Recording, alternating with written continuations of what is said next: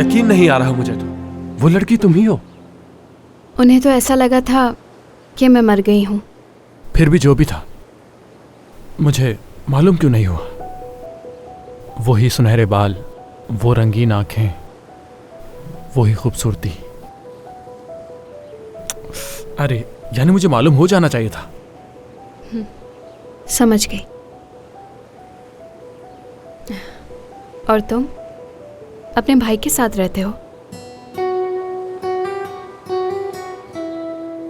हाँ, मैं अम्मी अब्बू के इंतकाल के बाद भाई के साथ ही रहा हूं। अगर मुझसे पूछो कि मैं उनसे मोहब्बत करता हूं तो या मेरी उनसे बनती है, तो मैं कहूँगा कुछ ज़्यादा नहीं। ऐसा क्यों? उसने तुम्हारा ख्याल रखा, इतना बड़ा किया तुम्हें। ख्याल रखना ही सब कुछ नहीं होता। अच्छा, तो तुम मुझे ये कहना चाह रहे हो कि माँ बाप के बगैर जिंदगी गुजारना मुश्किल है? असल में तुम्हें कभी माँ बाप मिले ही नहीं, और मैंने मिलने के बाद भी खो दिया। हमारी कहानी मुख्तलिफ है। तुम्हें लगता है मैंने उन्हें कभी याद नहीं किया? उनके बगैर जिंदगी आसान होती है? तुम नहीं जानते मुझे अभी। तो बताओ फिर।